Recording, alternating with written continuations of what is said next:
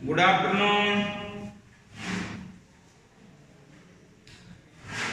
देखिए छात्रों, पहले पहल आप मातृभूमि पद के बारे में संपूर्ण जानकारी हासिल कर चुके हैं।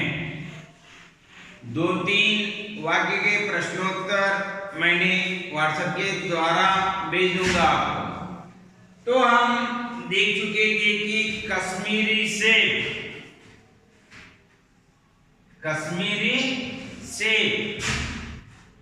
पाठ के जो लेखक है कौन? मुंशी प्रेमचंद।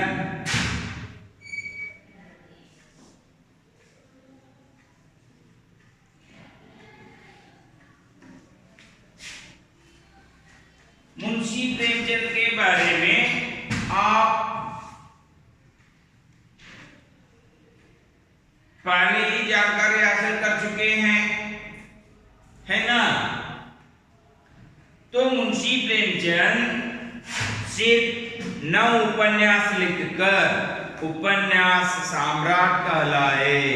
गोदान, गबन, कर्मभूमि, सेवा सदन, कई ಇನ್ನೂ ಅನೇಕ ಕಾದಂಬರಿಗಳನ್ನು ಬರೆದು उपन्यास सम्राट ಅಂತ ಕರೆಸಿಕೊಂಡು यहाँ पर लेखक जो है मुंशी प्रेमचंद इस पाठ के द्वारा हमें यह चेतावनी देना चाहते हैं। क्या चेतावनी देना? इस समाज में हर एक आदमी को जीना है। ಈ ಸಮಾಜದಲ್ಲಿ ನಮ್ಮೆಲ್ಲರಿಗೂ ಬದುಕಬೇಕಾಗಿದೆ।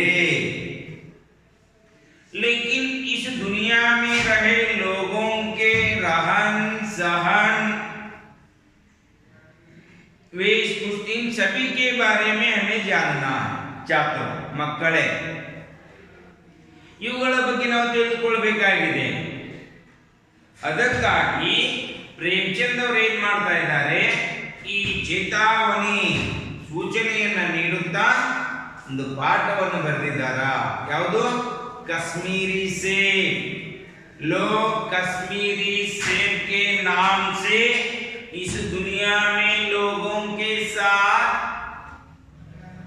धोखेबाजी का व्यवहार कर रहे हैं।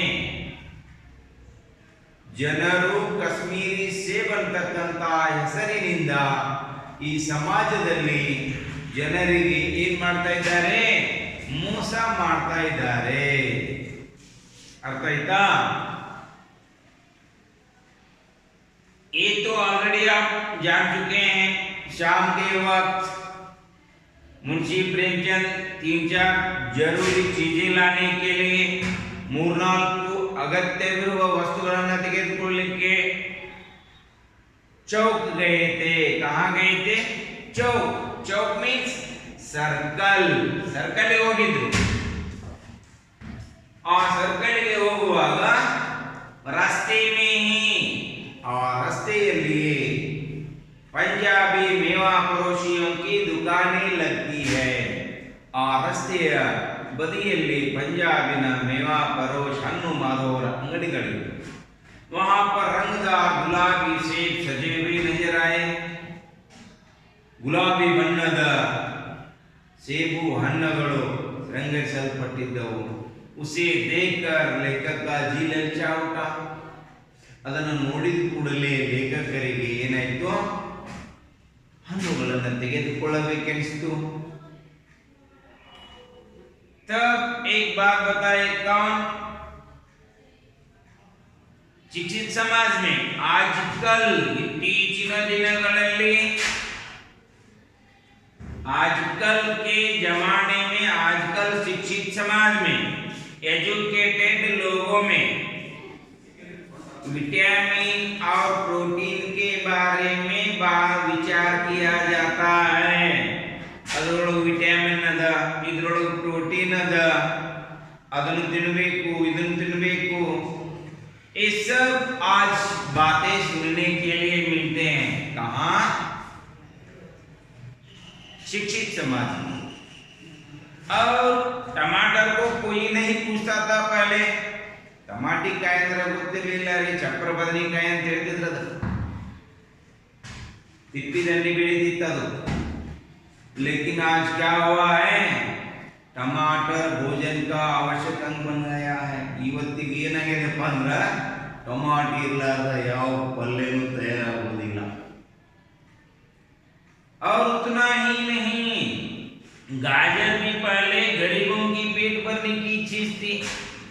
ಗಜ್ಜರಿಯು ಕ್ಯಾರೋ ಗಜ್ಜರಿಯು ಕೂಡ ಮೊದಲು ಬಡವರ ಹೊಟ್ಟೆ ತುಂಬಿಸುವ ವಸ್ತುವಾಗಿತ್ತು. जब उसके अंदर विटामिन है यह पता चला, तब से गाजर को मेजों पर स्थान मिलने लगा. आवाग ಮೇಜಿನ ಮೇಲೆ ಇವತ್ತ ಗಜ್ಜರಿಗೂ ಕೂಡ ಸ್ಥಾನ ಸಿಕ್ಕಿದೆ. लोग कहते हैं डॉक्टर के बोलने पर हम नीम कौड़ी तक खाने के लिए तैयार हो जाते हैं. नीम कौड़ी ಕೈಯಾಗಿರ್ತಕ್ಕಂಥ ಬೇವಿನ ಹಣ್ಣನ್ನು ಕೂಡ ನಾವು ಸೇವಿಸಲಿಕ್ಕೆ ತಯಾರಾಗ್ತಾ ಇದೀವೋ. लेकिन सेब, जो सेब है,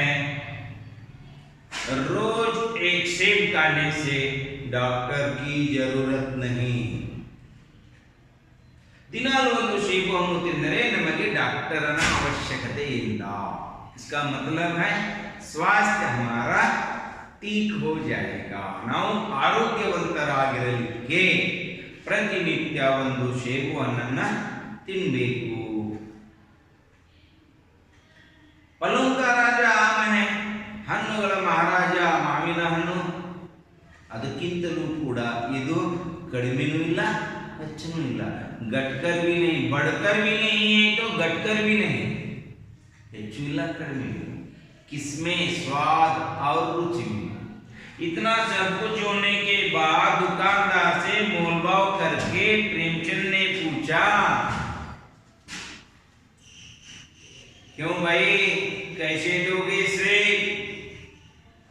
तब दुकानदार ने कहा, बाबूजी आइए, बाबूजी आइए, रंगदार गुलाबी सेब देखिए, बड़े मजेदार सेब आए हैं, काश कश्मीर के, ले जाइए, खाकर तबीयत खुश हो जाएगी. दुकानदार ने कहा. तब अपने जेब से रुमाल निकालकर मुंशी प्रेमचंद जी ने क्या किया, दुकानदार के हाथ में रख दिया. कितना शेर सेब मांगा, आध शेर सेब मांगा, और बता दे चुन चुन कर लाना. दुकानदार ने अपने लौंडे से कहा, नौकर से कहा, 4 कश्मीरी सेब, आध शेर कश्मीरी सेब लाना, चुन कर लाना. जैसे कि वैसे लड़का लाकर दे दिया.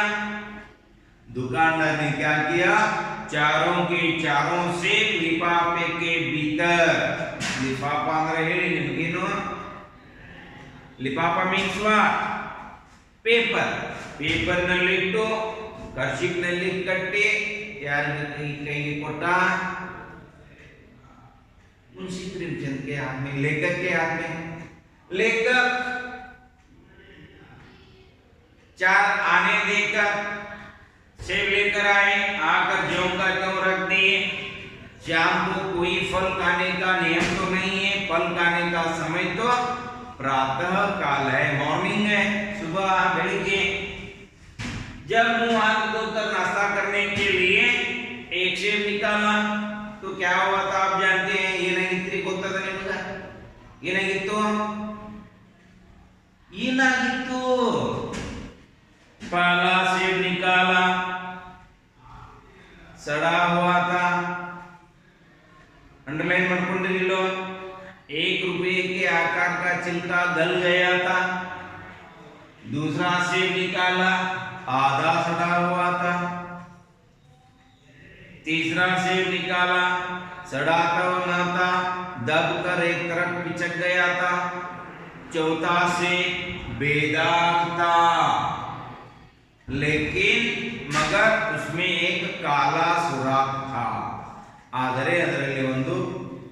ಕಪ್ಪನೆಯ ರಂಧ್ರವಿತ್ತು. जैसा अक्षर बेरों में होता है. बेर ಅಂದ್ರೆ ಏನು ನಿಮಗೆ? ಬೇರ್ ಅಂದ್ರೆ ಏನು? ಬಾರಿಹಣ್ಣು. अक्षर बेरों में होता है. ಬಾರಿಹಣ್ಣಿನೊಳಗಿದ್ದಾಗ ಒಂದು ಕರಿ ಕೂಟಿತ್ತು, ರಂಧ್ರವಿತ್ತು. काट कर देखे तो अंदर धब्बे पड़े हुए थे. जैसे अक्षर बेरों में होता है. संदेह तो जब दूसरा से निकाला तो तभी संदेह होने लगा था. संदेह शंके संशयवागी. दुकानदार मुझे जानबूझकर मेरे साथ धोखेबाजी का व्यवहार किया है. बिल्कुल सच कहा.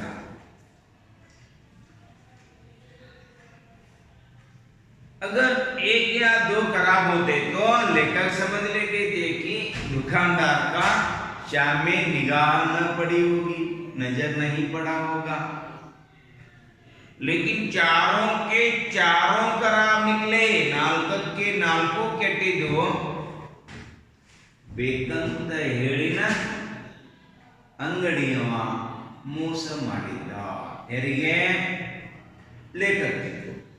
चारों के चारों खराब निकल जाए, यह तो साफ धोखा है.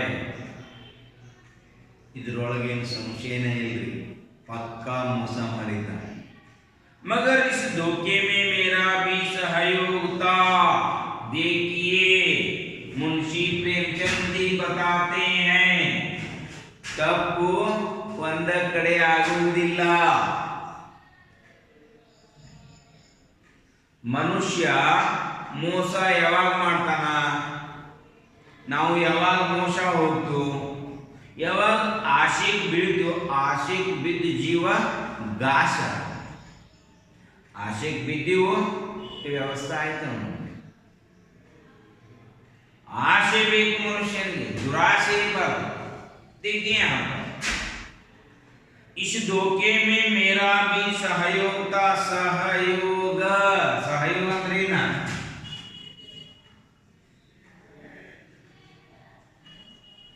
ಅವರು ಕೂಡ ಸಾಥ್ ಕೊಟ್ಟಿದ್ರಂತ. ಇವ್ರದು ಕೈವಾಡವಿತ್ತು. ಯಾರ್ದು? मुंशी प्रेमचंद के क्या सहयोग था? देखिए, मेरा उसके हाथ में रुमाल रख देना. अंडरलाइन. मेरा उसके हाथ में रुमाल रख देना मानो उसे धोखा देने की प्रेरणा थी. ಯಾವಾಗ ಕಿಸೆ ಜೇಬಿನಲ್ಲಿರ್ತಕ್ಕಂಥ ಖರ್ಚಿಪ್ಪನ್ನು ತೆಗೆದು ಅಂಗಡಿಯವನಿಗೆ ಕೊಟ್ಟ ನಂತರ, ಅಂಗಡಿಯೊಳಗೆ ಬಾರಿ ಕೂತಿರ್ತಾರ್ರಿ ಜನ. ಯಾರ್ಯಾರಿಗೆ ಯಾವ್ಯಾವ ಮಕ್ಕಮಲ ಟೊಪ್ಪಿಗೆ ಹಾಕ್ಬೇಕಂತ ಕಂಡಿರ್ತಾರ. गद्दी पर जो बैठते हैं ना, ನಮ್ಮಂತ ಸಾವಿರಾರು ಮಂದಿ ನೋಡಿರ್ತಾರೆ. ಇದೇನ बेकार में होती ಏನು ಬೇರಿಕಲ್ಲ सब कुछ जान लेते हैं, वो देखते ही ನಮ್ಮನ್ನು ನೋಡೋದ್ರೊಳಗೆ ಅದನ್ನ ಕಂಡು ಹಿಡಿದ್ಬಿಡ್ತಾರೆ ಅವರು. ಇಷ್ಟದ ಐತಿ. ಯಾವಾಗ ಜೇಬಿನಲ್ಲಿರ್ತಕ್ಕಂಥ ಖರ್ಚಿಪ್ಪನ್ನು ತೆಗೆದು ಯಾರಿಗೆ ಕೊಟ್ರಿ? ಅಂಗಡಿಯವನಿಗೆ ಕೊಟ್ಟ. ಈ ಮನುಷ್ಯ ತನ್ನ ಕಣ್ಣಿಲೆ ಕೆಲಸ ತಗೊಳ್ಳಮಲ್ಲ ಅನ್ನೋದು ಗೊತ್ತಾಯ್ತು. ಅದನ್ನ उसने भांप लिया कि भांप लेना. क्या करना? भांप लेना. भांप लेना ಅಂದ್ರೆ ಸಮझना, ತಿಳಿಯುವುದು, ತಿಳಿದುಕೊಳ್ಳುವುದು.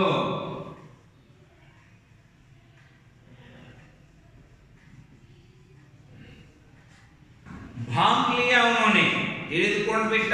ಯಾರು?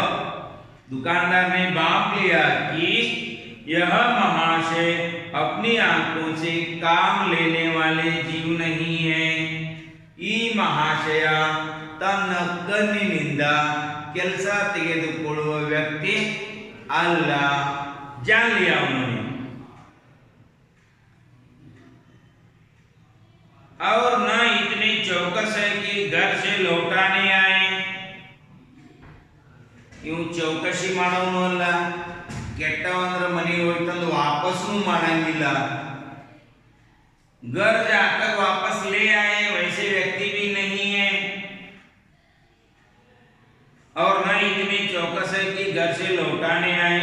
आदमी बेईमानी तभी करता है, अंडरलाइन ಮಾಡ್ಕೊಟ್ಟಿರೋದು। आदमी मानव मनुष्य बेईमानी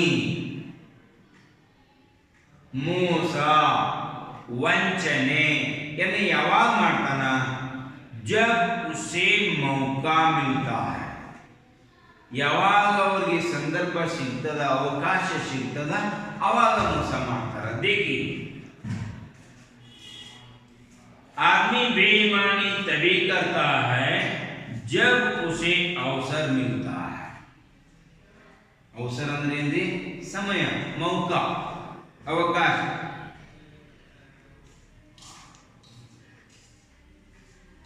जब उसे अवसर मिलता है बेईमानी का अवसर देना, चाहे वह अपने ढीलेपन से हो या सहज विश्वास से बेईमानी में सहयोग देना है। ಒಬ್ಬರ ಮೇಲೆ ನಾವು ವಿಶ್ವಾಸ ಇಟ್ಬಿಡ್ತೀವಿ, हर रोज देखे रहते हैं, जान पहचान के रहते हैं, छोड़ दो ये क्या हमें धोखा देगा, ऐसे उन पर विश्वास करने से ಅವರ ಮೇಲೆ ನಂಬಿಕೆ ಇರುವುದರಿಂದ। देखिए बेईमानी का अवसर देना, चाहे वह अपने ढीलेपन से, ढीलापन मतलब कोई कुछ बोलने पर भी चुप रहना। यार ಬೇಕಾದ और ಬೇಕಾದಂದ್ರೆ ಸುಮ್ಮನೆ ಇದ್ರೆ ಏನಂತದ ಹೆಚ್ಚಾಗ್ತದ ढीलापन। ढीलेपन से हो या सहज विश्वास से, ಸರಳವಾಗಿ ಸಹಜವಾಗಿರ್ತಕ್ಕಂಥ ನಂಬಿಕೆಯಿಂದ बेईमानी से सहयोग देना है। पढ़े लिखे बाबुओं पर और कर्मचारियों पर तो अब कोई विश्वास नहीं करता। एजुकेटेड अदाना, अब देखिए यहाँ पर पढ़े लिखे बाबुओं पर, पढ़े लिखे बाबू मतलब जो एजुकेटेड लोग हैं, एजुकेटेड लोगों पर कोई विश्वास नहीं रख रहे हैं आजकल। देखिए बाबुओं और कर्मचारियों पर तो अब कोई विश्वास नहीं करता। किसी थाने या कचहरी या म्युनिसिपालिटी में चले जाइए, ನೀವು ಯಾವುದಾದರೂ ದಫ್ತರ, ಕಾರ್ಯಾಲಯ, ಆಫೀಸ್, म्युनिसिपालिटी या थाना, पुलिस स्टेशन जाइए, पता चलेगा तुम्हें आपकी ऐसी दुर्गति होगी कि आप बड़ी से बड़ी हानि उठाकर भी उधर न जाएंगे। आप बड़ी से बड़ी हानि उठाकर भी उधर न जाएंगे। देखिए प्रेमचंद का कहना है, कश्मीरी सिख पाठ के नाम से, आज पुलिस स्टेशन जाइए आपका हालत क्या हो जाएगा। ಇವತ್ತು पुलिस स्टेशन ಹೋಗ್ರಿ ನಿಮಗೆ ಗೊತ್ತಾಗ್ತದೆ, ಕೋರ್ಟಿಗೆ ಹೋಗ್ರಿ ಗೊತ್ತಾಗ್ತದ, ಯಾವುದಾದ್ರೂ ಒಂದು ಆಫೀಸ್ಗೆ ಹೋಗ್ರಿ ಗೊತ್ತಾಗ್ತದ। ಏನು ಗೊತ್ತಾಗ್ತದ? ಏನು ಗೊತ್ತಾಗ್ತದ? क्या मालूम होता है? केंद्री आजकल पढ़े लिखे बाबुओं ने ही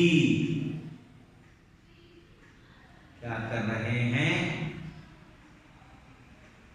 क्या कर रहे हैं?